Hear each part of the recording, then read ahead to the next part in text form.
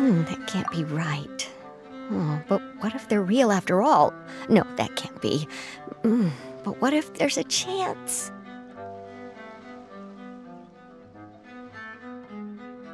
Greetings, miss. Is there something that's bothering you? Oh, no, it's nothing. I'm Della Roche, the representative of the Fontaine Fishing Association. How can I help you? Oh, so you're adventurers. Oh, finally, someone has heard my prayers. Paimon could tell you were really bothered by something. Don't worry, you've got 2 super experienced adventurers right here. We'll take care of anything and everything for you as long as you pay us a little bit of mora. Oh, you are exactly the helpers I need.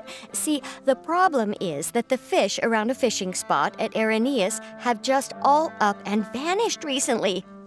They disappeared too quickly for it to have been the work of human anglers. As the representative of the Fishing Association, I had planned to go and investigate the area right away. Right, but unfortunately, as the representative of the Fishing Association, there are a few other errands that I absolutely have to run. So you'd like us to investigate the spot for you? Exactly, you're right on the Mora. So I thought I could delegate this work to you. Are you two some kind of prophets, knowing exactly what I was going to say like that? Or maybe like the oracles you read about in fairy tales? Yeah, we're just really experienced in this kind of thing, that's all. Well, I'm glad to hear it. I'll get a good night's sleep knowing the two of you are on the case. But don't we just need to investigate the missing fish? It really doesn't sound too difficult. No, you mustn't let your guard down. As the representative of the Fishing Association, I have good reason to believe that the fish have gone missing due to an encounter with the water imps. Yes, you're both Outlanders, right? Our local fairy tales often speak of a terrifying underwater creature called Thelxie. The story our parents would tell us was always the same. If we went to the water alone, then we'd be snatched away and eaten by a water imp called Thelxie. A child-eating water imp?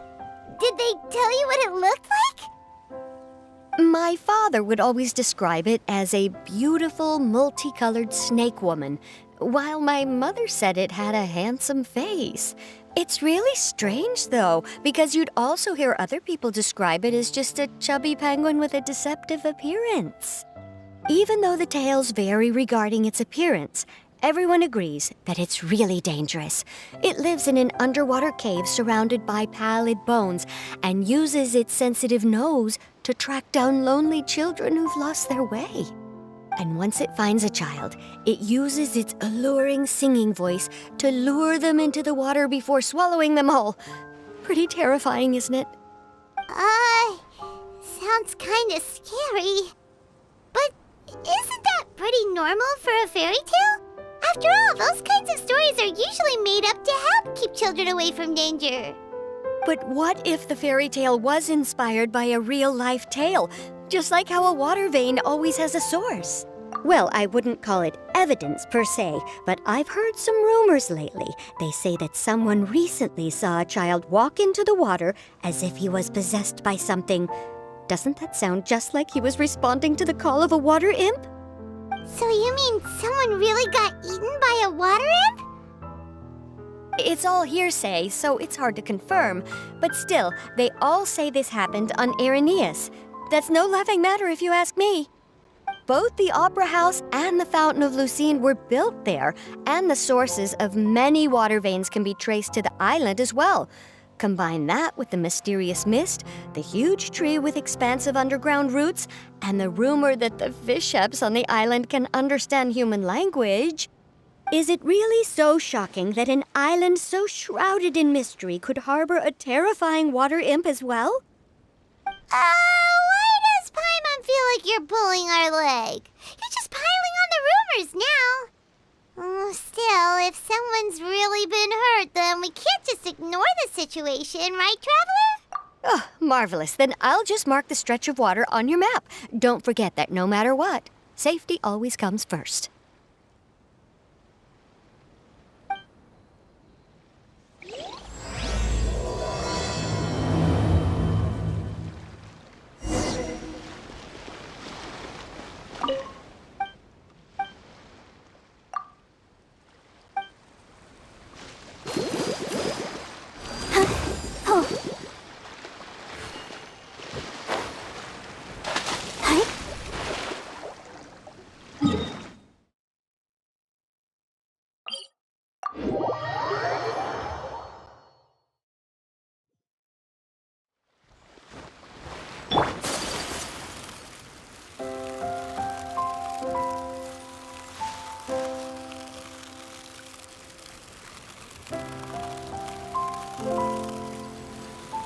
Is this the stretch of water Delaroche was talking about? It looks really peaceful. Huh? Look, there are some footprints over there.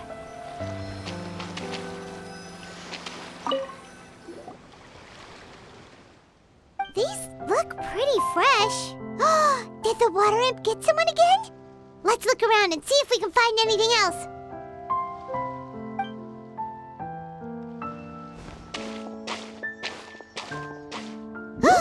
Wait! Did you hear something just now?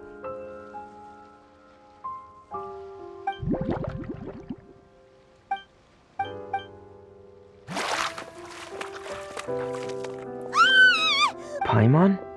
Traveler? I'm sorry. I forgot I was still wearing this.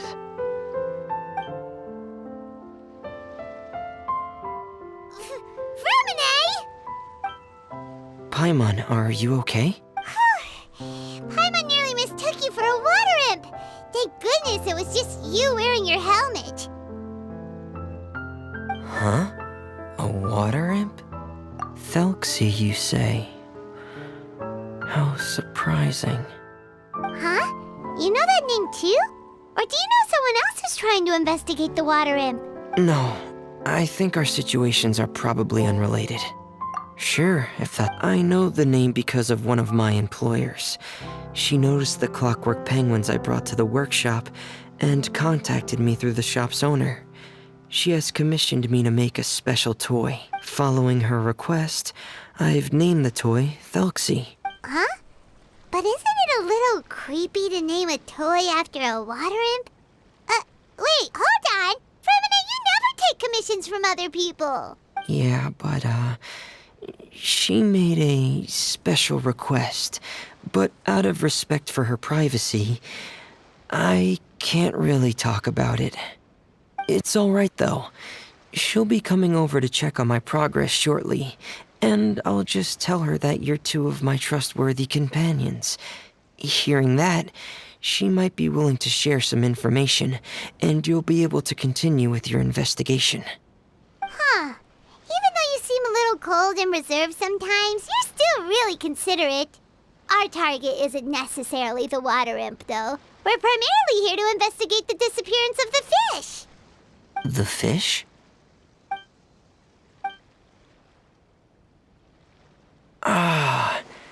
I think I may have connected the dots. These past few weeks, I've been taking Thelxie for underwater testing every day. The pressure testing makes a lot of noise. So, all that about the disappearing fish? Well, it was probably because of me. So that's all it was? That actually makes a lot of sense. Wait, so could that mean the child we heard about who walked into the water was also... Yes, I think that's quite likely as well. Whew. So in the end, it was just Freminet. Paimon spent all this time imagining what a water imp from the fairy tales might look like, and it all turns out to be just a hoax. I'm sorry. It sounds like I've created a lot of trouble for everyone else as well.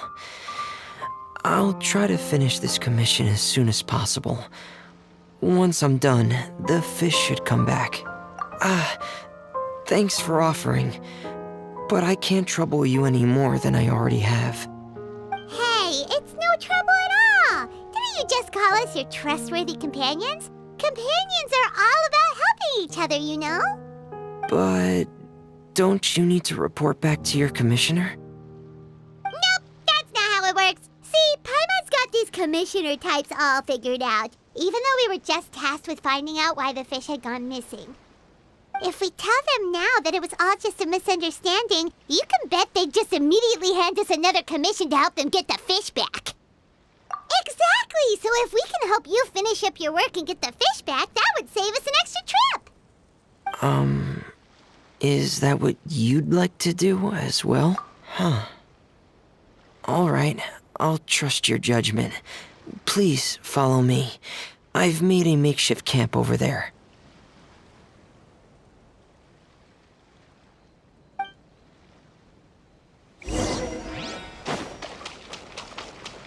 I've stored Thelxie in the tent.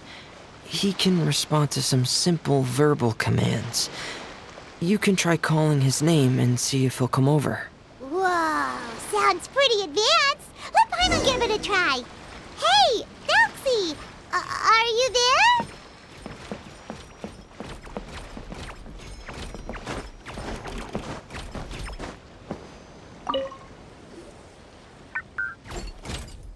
So that's Freminet's version of Thelxie.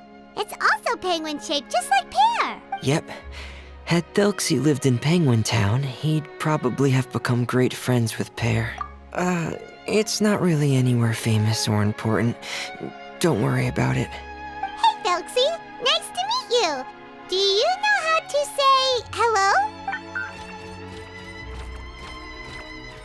I wanted to install a language output module, but due to time constraints, I had to give up on the idea. As it stands, Thelxie can only output messages that were pre-written into its motherboard. I haven't given him the ability to convert those messages into discernible words, so he can't really talk to us just yet. No need to get so technical. So basically, you want us to help you complete and install this language module, right? No, there's no need. That wasn't one of my employer's requests. It was just something I wanted to try. I have 2 other things I'd like your help with. The first is to do some integration testing on Thelxie's motherboard, to make sure he will be able to function properly in most situations. That doesn't sound too hard. And what's the other thing? The other shouldn't take too long either. You'll need to find Thelxie some colorful shells and coral, so I can craft a weapon for him. A weapon? Will Thelxie have to fight? Mm-hmm. Thelxie will need to be able to charge forward with a weapon in hand, like that brave prince of legend. It's a part of my employer's request. What an imaginative employer! Naming Thelxie after a water imp, but wanting him to look like a prince? Well, regardless of his role or species, Thelxie's purpose is the same. Just like Pear, he has come to this world to serve as somebody's companion.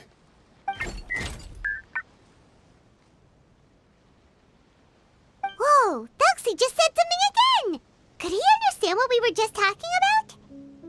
He can react to certain key words, but unfortunately, due to the lack of a translation module, he still can't quite communicate with us. That's a pity. But anyway, the most important thing right now is for us to get to work. Maybe let's start by doing some testing on the motherboard. That sounds like something we can do here in the camp. Sounds good. The motherboard is on my workbench, so please follow me.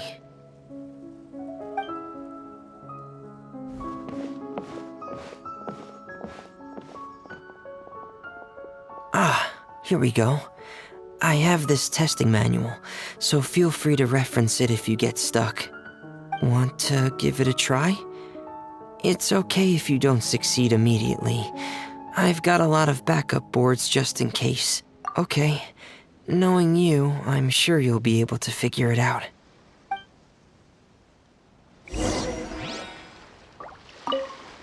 Please give the testing a try. The motherboard's on the table there.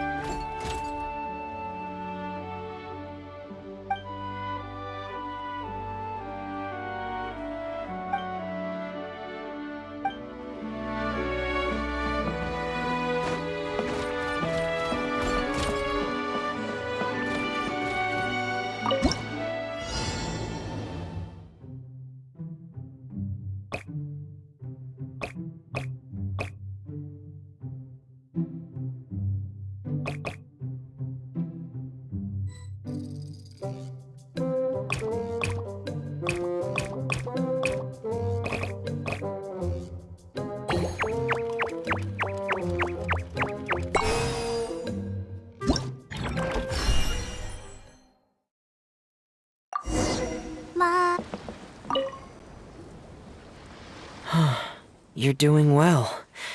Just as I expected. We've taken on a lot of similar tasks before, you know. Then let's move on to the underwater part. It's just as I mentioned earlier. We're after colorful shells and coral. Oh, speaking of which, you're both already pretty used to Fontaine's underwater environment, right?